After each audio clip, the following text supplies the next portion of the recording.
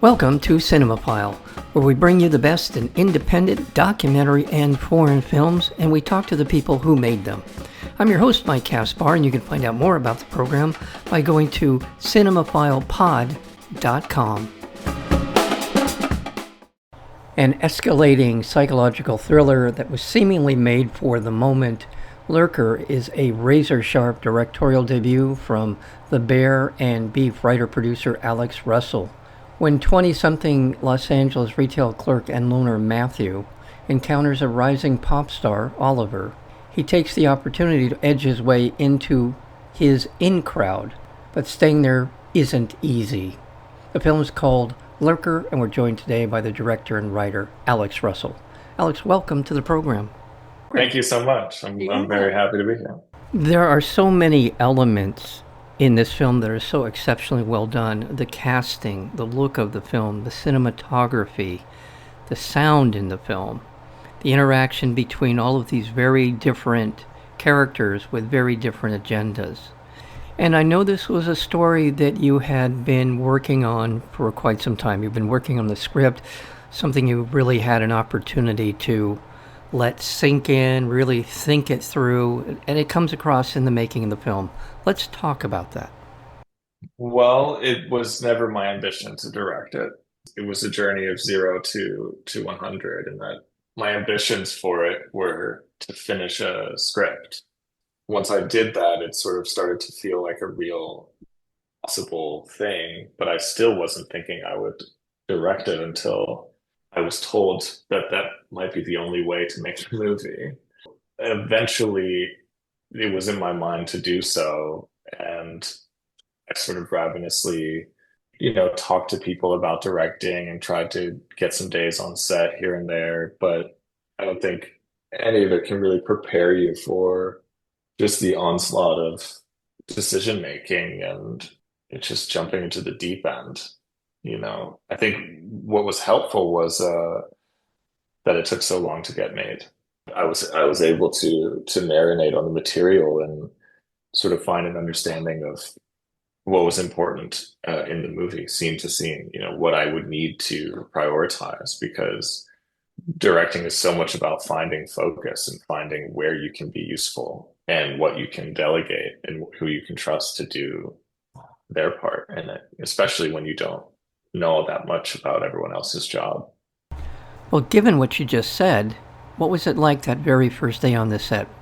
A lot of people waiting for you to say action. What was that like? Well, first of all, I sort of notoriously would not call action or cut. I would just ask my AD to do it because I was shy. And then I want to say a few weeks in, my actors were like, "Hey, we would actually like it if you said action and cut. We would appreciate it. We would feel sort of, held by that." And I was like, okay. So I started doing it a bit, but I mean, the first day I remember so vividly because the stakes were the highest. In that, I going into that day, I didn't know if the movie would work or it'd be like a huge embarrassing failure or not. And I think by the end of the day, I would know that answer. I wouldn't know just if the tone of the movie would work. And that first day we shot the scene where the two leads meet each other for the first time. It was like I saw it on the monitor and it was exactly what I was hoping it would be. It was the way these characters were looking at each other, the way Matthew was trying to be seen and trying to not be seen at the same time. I was like, yes, this is exactly what it's about. And you could see it just in the interplay between the two of them. I was like, this is what the movie is in a nutshell. And I kind of knew in that moment that the thing would work tonally and sort of the larger tapestry could work because it was all right here in the scene. And it was the only day I sort of teared up. I didn't fully cry, but I teared up because I was like, okay, I have a handle on what this is. And if I can just approach every day after this, like this one day and do it one day at a time and capture the scenes as I see them, then I'll have a movie. Or at least I hoped I would. I didn't know if that would translate to the edit, how I felt about it at the time. But all I had to go off of was my gut feeling of watching the monitor and being like, yes, that's it. That's what I'm going for. Like that's all I knew. I didn't know anything else but like how I felt in that moment. And that was the only sort of that was the main thing I could contribute to the whole operation was do I feel good about what's on the monitor? There's a number of things that you said. First thing is your moments of doubt, your moments of can I do this? Spoken like a true artist. I don't think there's an artist who's ever accomplished anything that didn't have those moments of doubt, which pushes you, I think, pushes you even to greater heights in terms of what you wanted to accomplish. But also, you're talking about the tone of the film.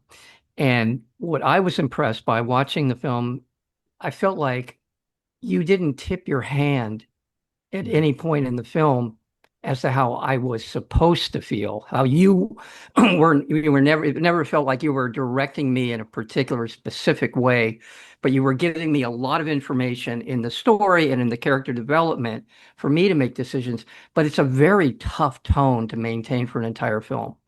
So that relationship between artist and the lurker, if you will, in this particular case, Mm-hmm. and Matthew, as a viewer, as someone who's watching the film, kept me involved, kept me wedded to what the next part of the story was going to be.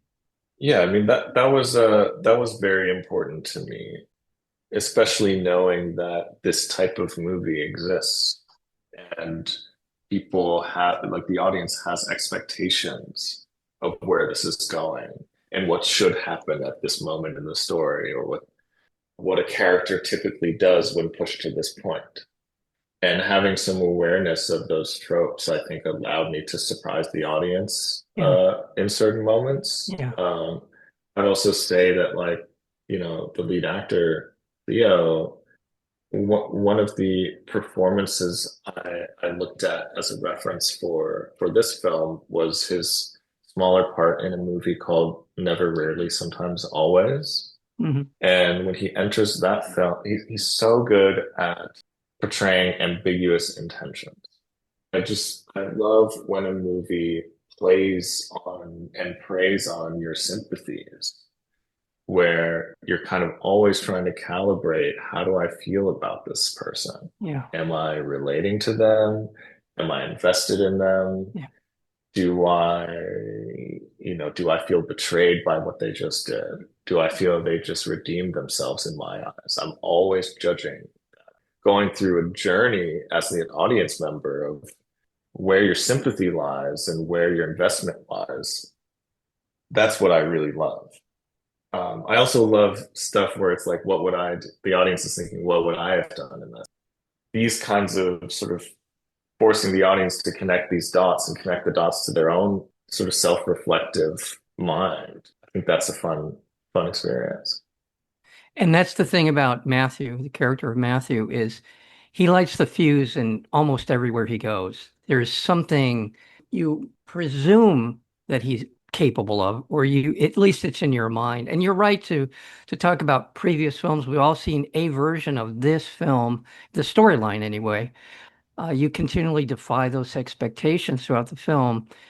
And on one hand, while Matthew is pernicious and opportunistic and not afraid to insert himself when he can, when he feels he can get away with it, on the other side, you have Oliver, who's in many ways kind of a passive alpha dog amongst the people that he trusts the most. He's certainly in charge, but it doesn't come off in a kind of a top down way. I want to talk about the performance of Archie Madekwe and his ability to pull this off. And one other thing about that, and that is his relationship to the people in his entourage, his ability to kind of be the leader, but also give the people around him an awful lot of latitude. I thought it was as good a portrayal of an entourage in this milieu, if you will, that I think I've ever seen in a film. Our philosophy about it was that like so much of what's happening here is unspoken Yeah, and is about who's looking at who and you know, how these people are, how their impulses are contradicting each other, Yeah. how like Matthew wants to be seen, but like also doesn't want to be seen as desperate. Those are Right. two impulses that are fighting each other. And Right. it's something that plays out in his face and in the way that he's, shielding himself from the eyes of others or like trying to catch a glance. And all of that is so human and so nuanced and so like moment to moment that it just made so much sense for us to see that up close. And if we weren't seeing that, we were hopefully seeing some body language. And yeah, I mean, that became obvious for us to lean into just because these actors are so incredible and because there's just an intensity in their moment to moment performances that we could lean into. I think we would have to play it another way if we couldn't just bet on holding on a shot of Matthew up close. Well, and yeah, they're all good. They're all very, very good at what they're doing with those characters. I want to remind our listeners that we're speaking with Alex Russell. He is the director and writer, as well as, I believe, producer of this wonderful narrative film called Lurker. It's being released through Mubi, Mubi, Mubi Film Distributors, and it is just a terrific piece of high wire filmmaking. And I want to point out the undercurrent of the very black humor in the film. There's Uh-huh. a lot of that going on, kind of as a subtext. If you weren't if you weren't so frightened, you'd be laughing at some of these things that are happening in the film. I'm going to go back to the cinematography. There's a Woody Allen film from many, many years ago. It called Interiors, and it was shot obviously from the title, shot a lot inside. And when I'm watching the film again, either by happenstance or by on a direct reference, it reminds me of those that mid-period Woody Allen where he did a lot of this kind of work where with people in conflict. And I'm just pointing it out as homage to you as a director. It looks fantastic from that regard. Yeah, I mean, that's very kind of you to say. I mean, because it is adjacent to the digital world, we didn't want to beat that over the head by shooting it digitally and making it feel sort of hyper digital as an environment. We wanted this to feel like a tale as old as time. We wanted it to feel evergreen. We wanted it to feel like this movie is about, at its core, people that could have existed in the 70s.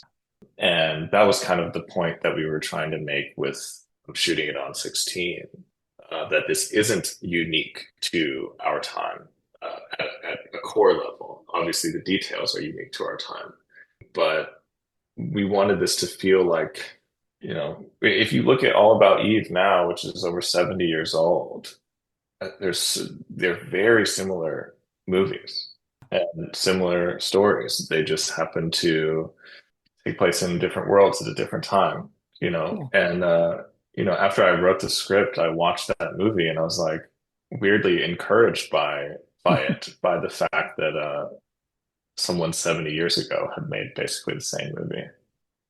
Well, in reviewing the work that you've previously done, including your work with The Bear and Beef and Interior Chinatown, uh, and Dave, you have a knack for pulling up like an artichoke. You pull apart a lot of different elements to get to the core of the story you want to tell, and this is certainly no exception. This is a wonderful film. I recommend this to anyone listening to our conversation. Film is called Lurker. And we have been joined today by the director and writer of that film, Alex Russell. Alex, thank you so very much for your time today. Thank you so much. I wish I could have seen you, but I felt a warmth coming from your Oh, voice. you have been listening to Cinemaphile with Mike Kaspar, the place where you will hear from the best in independent documentary and foreign filmmakers. Please check out our previous interviews as well as upcoming interviews and special programming by going to cinemaphilepod.com. We are also available on Apple Podcasts, Spotify, and YouTube, searchable under Cinemaphile with Mike Kaspar. Until next time, thank you for listening.